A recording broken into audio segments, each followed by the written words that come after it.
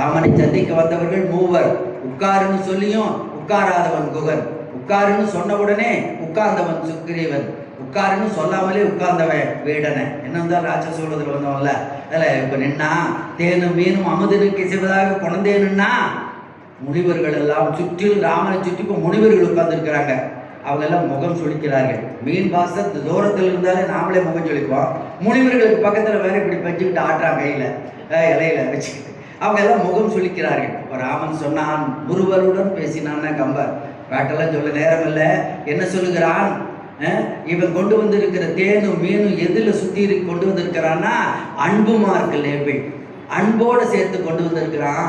அன்போடு சேர்ந்ததெல்லாம் அமிழ்தத்துக்கு நிகரானது, அன்போடு சேர்ந்ததெல்லாம் பவித்திரமானது, தூய்மையானது என்று சொல்லிவிட்டு சுற்றிலும் இருந்த முனிவர்களை பார்த்து, எதை காட்டும் தேவாமிர்தத்தை காட்டும் இது நமக்கு இனிமையானது, எதை காட்டிலும் தூய பொருள் கிடையாது என்று சொல்லிவிட்டு, குகனே அடடட கொஞ்ச நேரத்துக்கு முன்னால் வந்திருந்தா சாப்பிட்டுருக்கலாமே, இப்போதுதானே இனிதின் நாமம் உண்டானம் என்று. அடடட இன்னும் கையும் கூட வளரல, இப்போத்தானே சாப்பிட்டு முடித்தேன், ஆனால் ஏற்றுக்கொள்ளுகிறேன், ஏற்றுக்கொண்டதே உண்டதற்கு சமம்.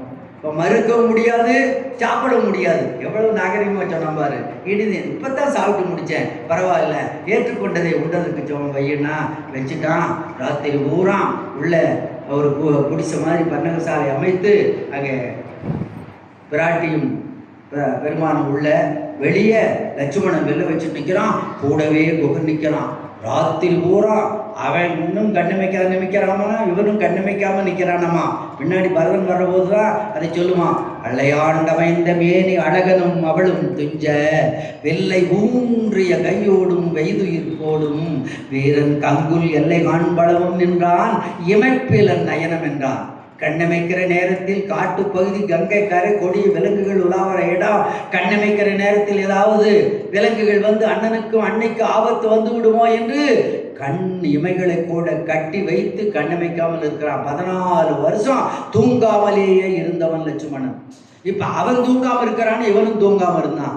பெரியவாச்சான் பிள்ளை வியாக்கியான சக்கரவர்த்தி சொல்லுவார், லட்சுமணனை நம்பாம குகன் காவல் இருந்தானா, குகனை நம்பாம அவனுடைய வீரர்கள் காவல் இருந்தாங்களாம்.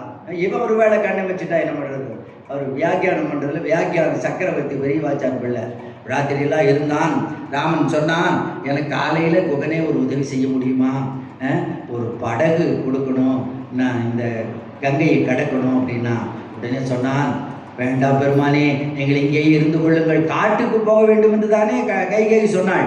இத்தனை மைல் காட்டுக்கு போகணும்னு சொன்னாளா? 500 மைல் போ, 1000 மைல்னு சொன்னாள். காடுனாலே இதுவே காடு தானே, இங்கே இருங்க, தேன் இருக்குது, தினமாவு இருக்குது, நீராடு கங்கை இருக்குது, விளையாடுவதற்கு காடு இருக்குது, துணை செய்வதற்கு நாய்களாகிய நாங்கள் இருக்கிறோம்.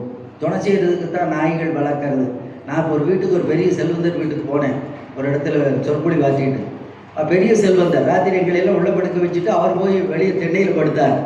எனக்கு திண்ணையில் படுக்கிறீங்கன்னு, உள்ள 1 லட்சம் ரூபாய் போட்டு வாங்க, நாயை கட்டி வச்சிருக்கிற, அது காவல் இருக்கிறேன். இப்போ நாய்க்கு நாம காவல் இருக்கிற காலம். நாய் போன்ற நாங்கள் இருக்கின்றோம். நாயுடும்னா பெரும்பாலும் தங்களை உயர்ந்தவர்கள் நாய். மாணிக்க வாசகர் திருவாசகத்தில் எத்தனை இடங்களிலே தன்னை நாய் போன்றவன்னு சொல்லிக்கிறார். உயர்ந்தவர்கள் சொல்லிக் கொடுத்து பழக்கம். நாம தான் நம்மளை உயர்ந்தவன் நினச்சிக்கிறோம். அவர்களெல்லாம் அப்படித்தான் சொல்வார். அதனால சொன்னான், உடனே சொன்னான், இல்லை குகனே, நான் காட்டுக்கு செல்ல வேண்டும், புனித நீராட வேண்டும் என்பது தந்தை தாயினுடைய கட்டளை. அது மட்டுமல்ல, அப்படின்னா நானும் வர்றேன்னா குகன் சொல்லின் செல்வன் சொல்கிறேன் பாருங்க. அயோத்தியில் இருக்கின்ற குகனே, அயோத்தியில் இருக்கின்ற உன்னுடைய சுற்றத்தாரை பாதுகாப்பதற்காக உன்னுடைய தம்பி பரதன் அங்கே இருக்கின்றான்.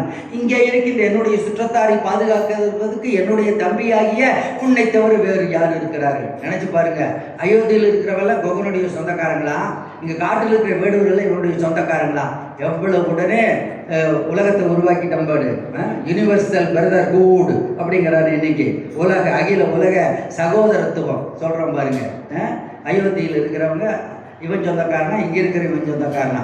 அதனால இங்கே இருன்னா சரின்னு சொன்னான். சித்திரக்கூடத்திலே போய் தங்கினான். கங்கையை கடந்து சித்திரக்கூடத்தில் போய் தங்கியிருந்தான். இங்கே வந்து சொன்ன உடனே போயிட்டாரா, உடனே வசிஷ்டர் இப்போது பரதனை அழைத்து, பரதன் தானே வந்து ஆட்சி ஏற்கனவே, ஆள் இல்லையே. உடனே வசிஷ்டர் அனுப்புனார். போனால் மன்னர் நலமான்னு கேட்பா. நலமேன்னு சொல்லுங்க, வேறு ஏதாவது சொல்லி அதுக்கு அழைச்சிட்டு வாங்கினா அங்கே கேகை நாட்டிலிருந்து இங்கே வர்றதுக்கு விரைந்து செல்லுகின்ற குதிரையினுடைய வேகத்தை வச்சு கணக்கிடுவார்கள். இப்போ கூட இயந்திரத்தை கூட குதிரை வேகத்தை வச்சு தான் சொல்கிறோம், ஹார்ஸ் பவர்ங்கிறோம். குதிரையின் வேகத்தை வச்சு இயந்திரங்களை சொல்கிறோம். 7 நாள் ஆகுது வேகமாக வர்றதுக்கு. வர்றான் பரதனும் சத்ருக்கனும் வர்றபோது பார்த்தால் அயோத்தியிலே கோட்டையில எல்லாம் கொடிகள் பறக்கல, அரக்கம்பத்தில் பறக்குது. கொடி இழந்த மதில்களை பார்க்கிறான், மலர் இழந்த பெண்களினுடைய கூந்தலை பார்க்கிறான், ஏர் இழந்த வயல்களை பார்க்கிறான். ஏன்னா கங்கையார் பாயிருது, எப்போ பார்த்தாலும் உழுதுகிட்டே இருப்பாங்க வயல்ல. இப்போ ஏர் இழந்த வயல்கள், மலர் இழந்த கூந்தல்கள், கொடி இழந்த கோட்டை மதில்கள் எல்லாவற்றையும் பார்த்த உடனே என்னவோ இங்கே நடந்திருக்குதுன்னு பார்த்தா சத்துருக்குன்னு சொன்னா, இந்த நம்முடைய நகரை விட்டு மகாலட்சுமி நீங்கி விட்டாள், திருமகள் நீங்கி விட்டாள்.